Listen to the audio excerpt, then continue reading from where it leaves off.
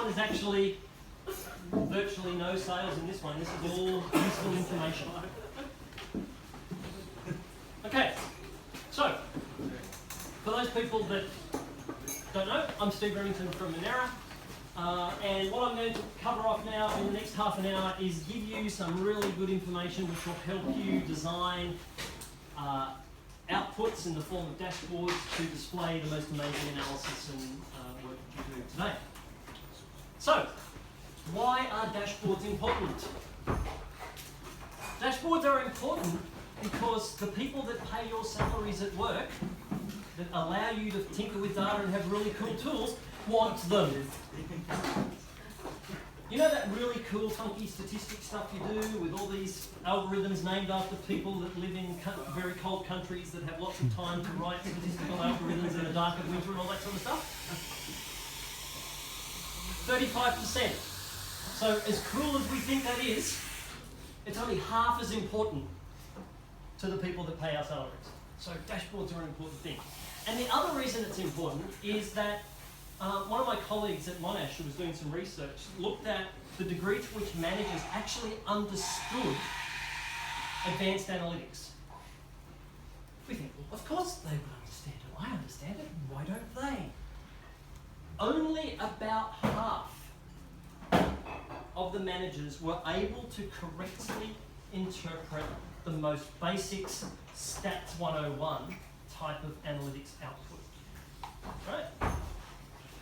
So, if you present something to these managers that they are likely to misinterpret, that's pretty scary. So you need to make sure that you communicate the results of your analysis in a way that they are going to understand it. Because best case scenario, it's a waste of time. Worst case scenario, they could make a really wrong or bad decision based on the information that you provided, just because they didn't understand what you created for them. So part of this presentation is to help you design something that they can understand and interpret correctly. So, when you think dashboards, most people would, that comes to mind. You know, the dashboard in a car. I personally think this is the worst metaphor for business dashboards. Because businesses are not cars, and cars are not businesses. You want that information in a car so that you don't kill yourself, your passengers, or other people around you. Most organisations have a different need for information on their dashboards. So, yes, this is kind of okay, but get that out of your mind. Okay, so why dashboards? They actually provide decision makers with faster insights because you present the information in one place in a consumable, easy to digest, easy to understand. It helps them make better, more informed decisions. If, you know, humans are awesome, human intuition is even more awesomer, if that's actually a word. But human intuition is really flawed in the wrong circumstances. So we are much better off making decisions based on data than we are on our intuition, most of the time. It provides organisations with a strategic focus. So if we have the right information presented in the right way, it ensures that the organisation's activities are focused on the current set of strategic objectives for the organisation. And it's a really good way to help the organisation monitor its progress at a given point in time towards being successful. So, there are two types of people in the world. There are people who get data ready, and there are people who get stuff done with data. I'm guessing that the majority of people here are these people. Right? You get data ready, you do analysis, you do funky things with statistics. But the reason we get data ready is that so people who get stuff done with data can do their stuff. Now remember, stuff is a technical management term for things that managers do. So what we have to do as analysts, data scientists, people who get data ready, we need to design our analysis, the methods we use, always with these people in mind. Because think about it, they're our customer. And if our customer doesn't like the product we create, they won't use it. So, the dashboard is fundamentally for the BI consumer. How do we allow them to consume that information we've got? So how do we design good ones? I know it's kind of obvious, but you need to understand what the purpose is when you're designing your dashboard. Why is it going to be used? Why is that manager, team leader, person in the business, why are they going to be looking at your dashboard in the first place? There will be a reason that you're building a dashboard for. So part of that is to understand who the dashboard is for. Is it for a team? Is it for the executive team to use in their monthly briefings? Is it for a salesperson or a sales manager to understand their performance to targets? Is it a finance person? Is it marketing? Is it supply chain? Or is it like a medical person in a hospital or a clinic or something like that? They all have different needs, and also they approach problems in a way that kind of matches their discipline. So if you give the same set of data to a salesperson, an engineer, and an accountant, they will interpret that same data slightly differently because they just come from different mindsets: engineering, accounting, sales, etc. So one size doesn't fit all when it comes to data because there's humans involved and humans are variable. So what data is needed to support the decision? So what data do you need? How secure does it need to be? I'm going to tell you something that may scare the daylights out of a few of you. The most effective way to answer this question is to go and speak to the people who are going to use your data. Now, if you're not clear on that, that actually means getting up out of your chair, away from your computer, and going and communicating with another human. Now, we don't want to do that. They don't understand us. But that's the most effective way for you to do that. Learn what they do, why they do it, how they're doing it, how they want to use your data. Because that way you will build the best system for them to use. So the functionality. Again, you need to design the functionality that you provide in your dashboard to match how it's going to be used. So there's three general classes of dashboards and how they are used. There's strategic dashboards.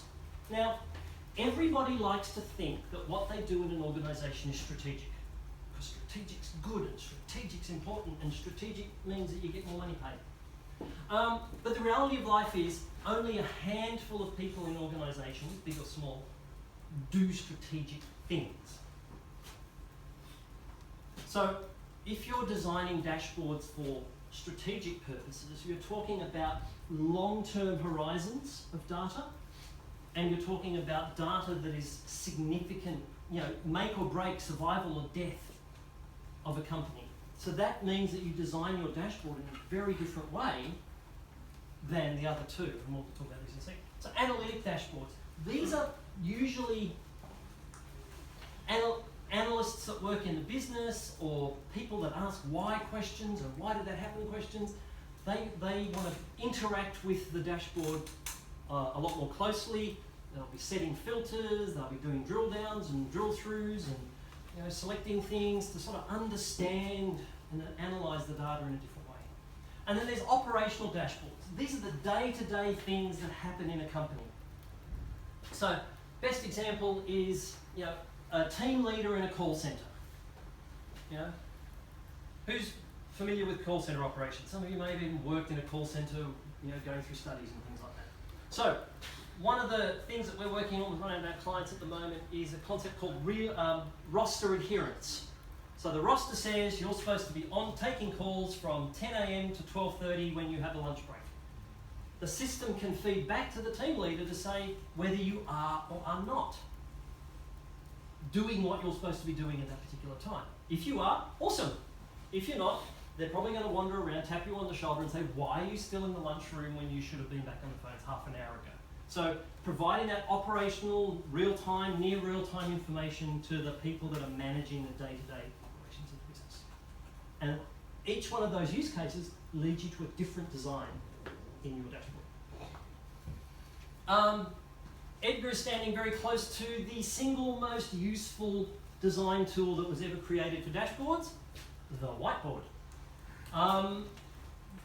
Most business users, when you've plucked up enough courage to go and talk to them, and you start to have a conversation with them, most of them will not be able to describe to you exactly what they want. They might have a rough idea depending on the nature of their experience, but they usually can't do it. So, a couple of things you do, you stick a whiteboard pen in their hand and you say, well, draw me what you kind of want. And then you can do a bit of backwards and forwards and go, oh, okay, well, maybe about this, and what about that, and what about this? And then you come up with something, and then you use the second most useful dashboard creation tool called the camera on your phone, and you take a photo of what's on the whiteboard, and then you have your design, your high-level design document for your dashboard. Now, that will be wrong. I can guarantee you it will be wrong, because the needs of the users change, and even once they see the real finished product, they go, oh, right, I understand how that works now. No, actually what I meant was. And that's not bad. That means they're thinking about it and they're caring about it. If they say nothing, be afraid. Because it's like you've missed the mark totally. They don't care about what you've done. That sounds really creepy. Hands coming out of the door. So scary. It's like some sort of horror movie. But how do you make the experience engaging for users? If it's interactive for the users and that interaction helps them get the data they need to make the decisions more easily, more accurately, you're going to do a good job. The best sign that your users are engaged and love your dashboard is the day that the system crashes and the dashboards are not working and hundreds of people ring you. Because then you know, oh, they're missing it. They must love it.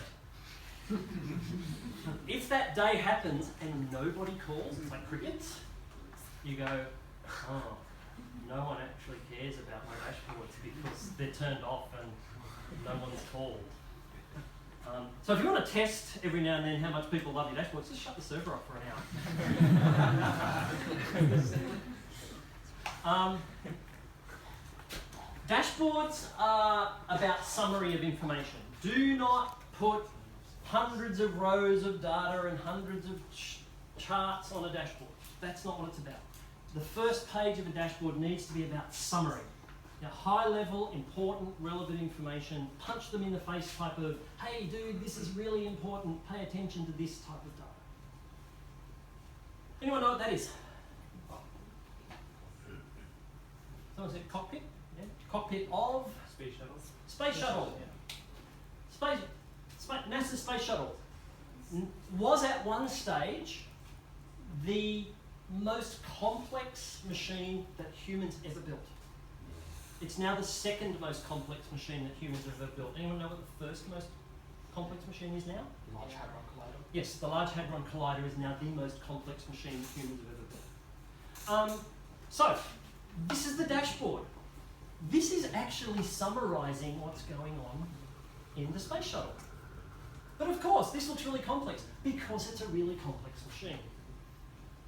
Your business dashboard should never look that complex. If it is, you're doing it wrong. Unless, of course, you're working for NASA and you're redesigning the dashboard. So, it's all about summary to detail.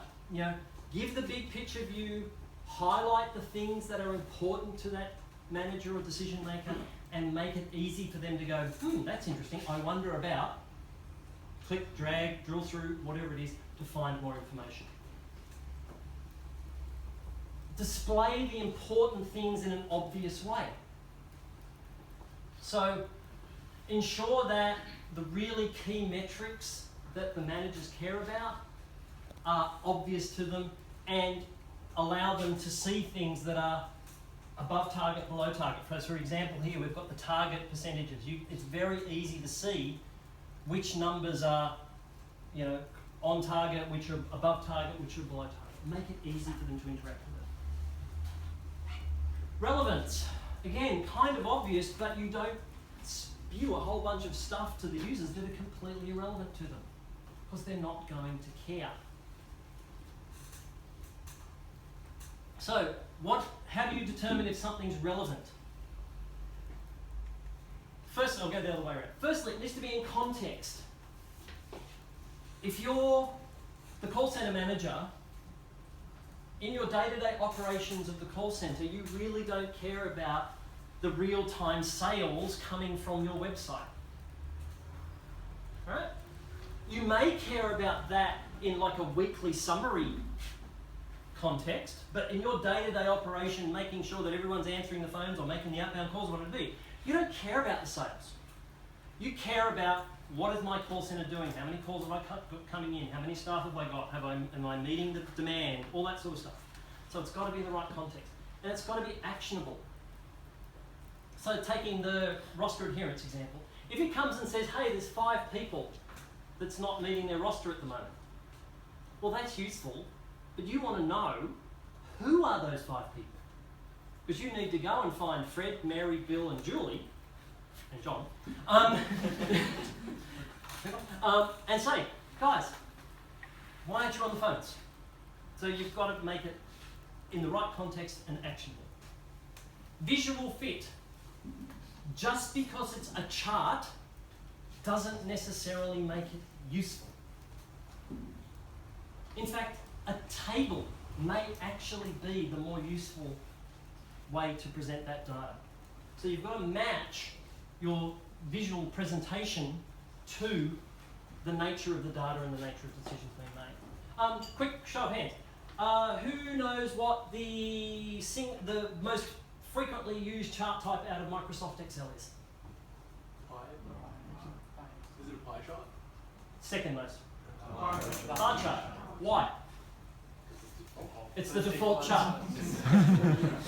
Yeah, it's the default chart. Now, a lot of times a bar chart is useful, but it's not useful all the time.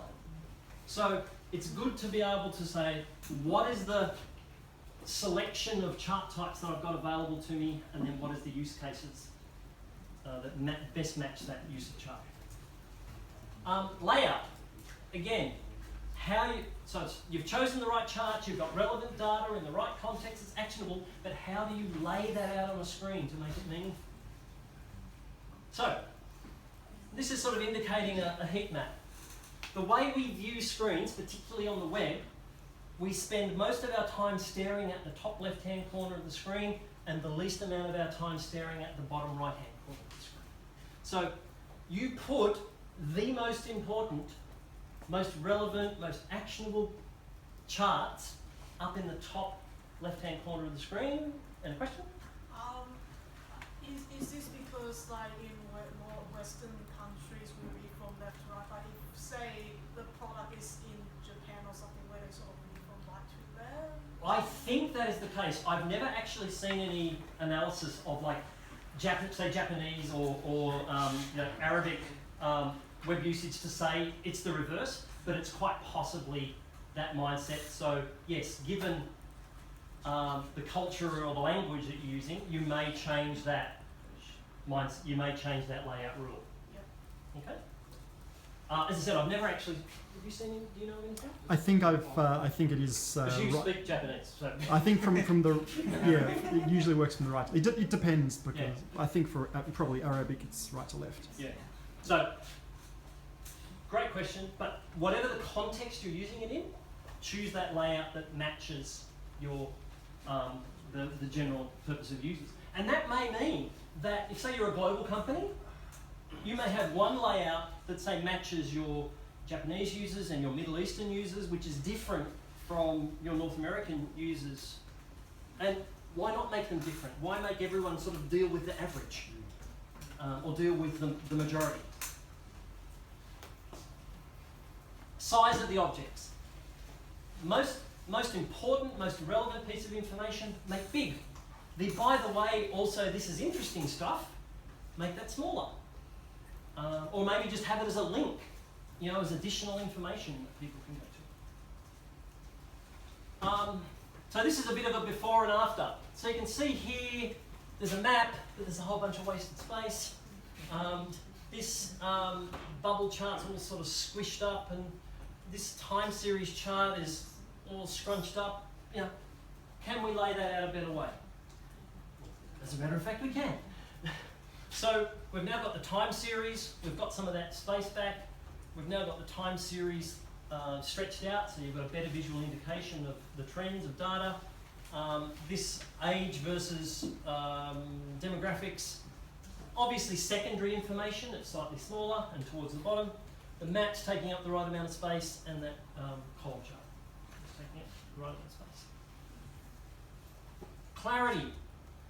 So you've got relevant data. You know who it's being used for. You know why they're using it. You've chosen the right charts. You've laid them out in the right order. But can the users interpret what you've written? What does this chart represent?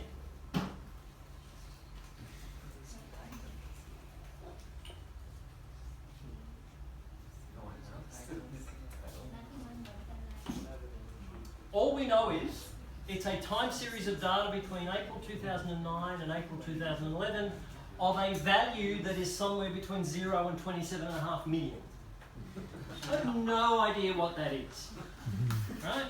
So use appropriate labels. Use a title, or you label your axes. But but there's a Goldilocks amount of titles. Too few titles, people will either not understand or misinterpret your data. Too many titles, and you clutter and confuse your users. So you've got to have the right amount. Provide descriptions and ways for people to interpret things. So, some of the BI tools allow different tooltip pop-ups and things, so you can mouse over it to say, what does this mean, or what does that mean?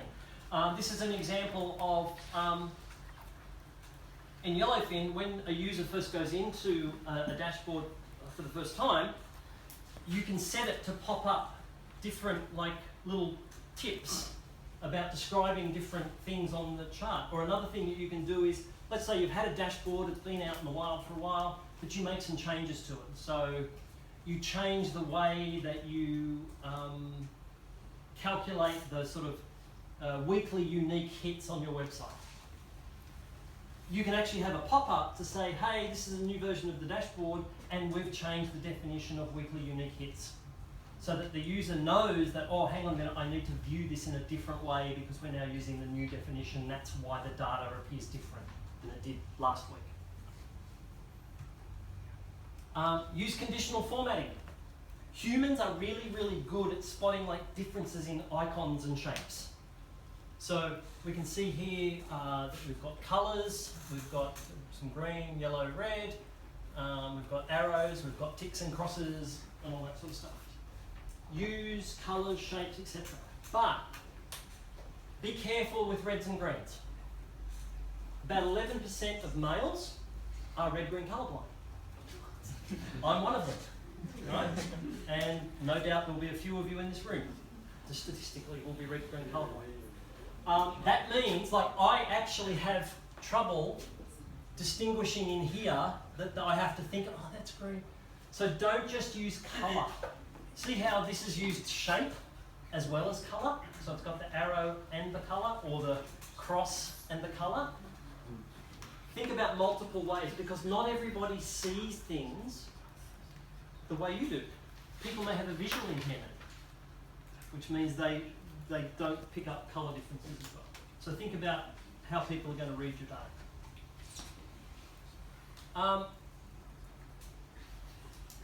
That's supposed to have a chart on it. Anyway, imagine a chart with reference lines on it. So one important thing is, if you've got a time series, it's useful to... it won't upstairs. No, it says use annotation sparingly. Yes, we've used the annotation so sparingly that we've actually not put a chart on that.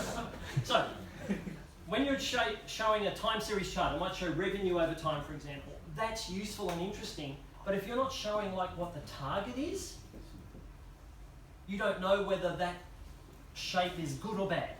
So make sure you use targets and reference lines as possible.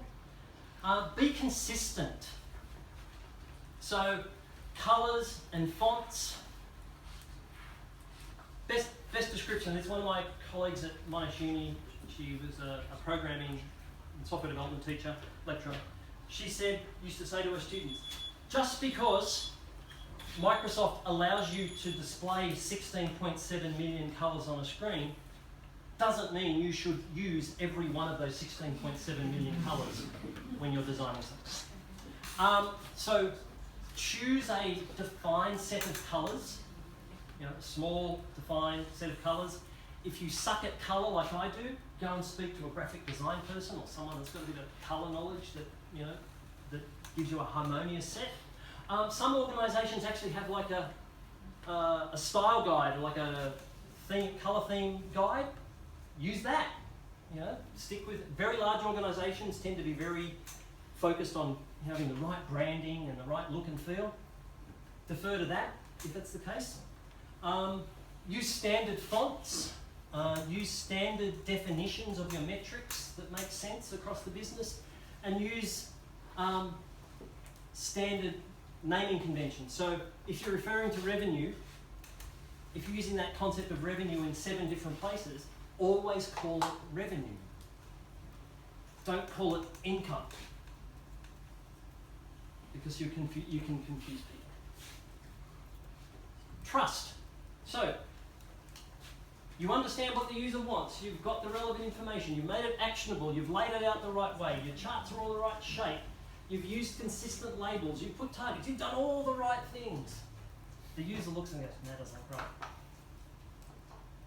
If they don't trust and believe the data that you've provided to them, at best they will discount that data in their decision-making process. They won't put a lot of weight on it. At worst, they will completely ignore it and just go, no, that's rubbish, I don't believe that. And that's possibly the last thing you want to happen. Because there's 2 reasons. They're going to make a decision based on no data, but also they'll start to think that your role and your purpose is not very valid in the organisation. When it comes to budget cuts, you may be below the line where the cuts come. So you need to demonstrate your relevance as well. So how do we do that? Well, you take notice of data quality and accuracy of calculations as you're designing, but also provide a mechanism, however that is, whether it's built into the system, as you can in Yellowfin and different tools, have feedback forms, again, actually go and speak to the users and say, hey, how's that working for you? Is there any changes you'd like or anything you're uncertain about?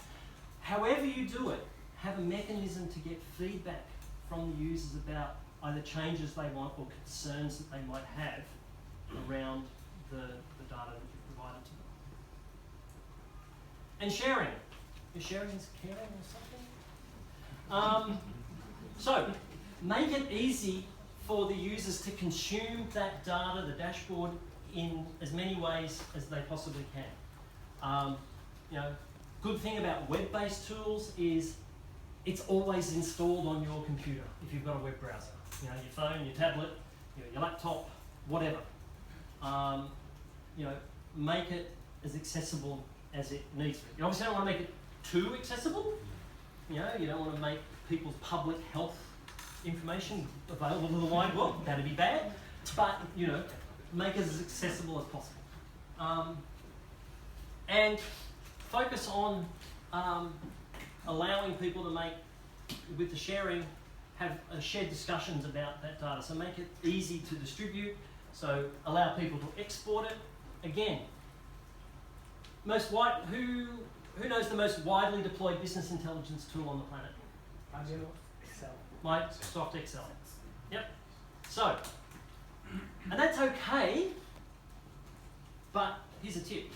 You always have to think to yourself, in what way is the solution that I've provided better than Excel?